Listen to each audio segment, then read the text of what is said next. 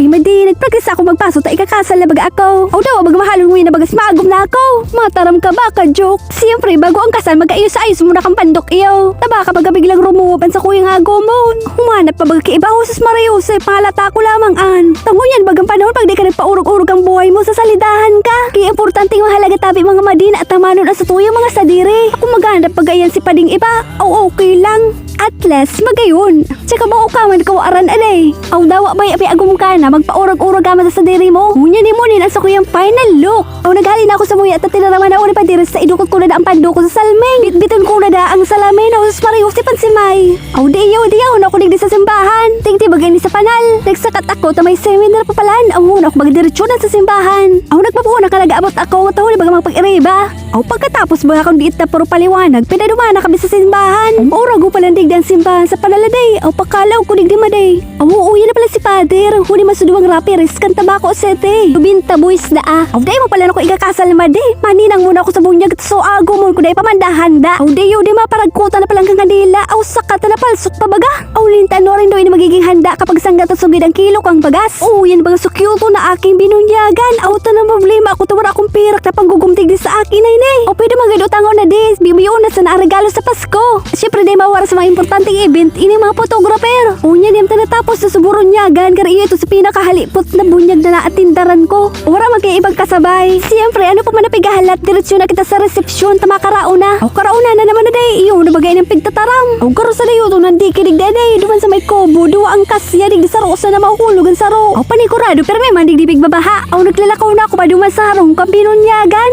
Di man ako makaulungunya na dakol ta diet ako. Pagkatapos man kapirang minuto nakaanto sa katilig sa harong. Uni na baga sampangan ko ang masisiram na pagkaon. Siyempre sinabi ko na kasi bago na diet ako. Kaya magawuni man sa nalinuwag ko. O magkaraon tabay kita mga tugang. Ang enot ko tinalaan siyempre sulumpia. O uy magininday na hali sa mga handaan na day. Ang mauragon masiramon. Ang sunod ko naman na kinuha ay ni fried second. Tataan naman niya kung maurag man ni fried second. O masiramon baga maday. O dito man sa naman ako maluto. Tahan ni mga dahol ako isera. Huni naman ang sunod sumay batag baga na may karne. O di baga na hali sa mga handaan pero di ko alam kung ano ka na ang pangaran. Ang sunod naman ay ang minudo. Tinadaan ko na siyempre masiramon. Sunod ko naman natatanaan ining bopes. O mga masiramon bagus mga handa ni paday. Siyempre may dessert.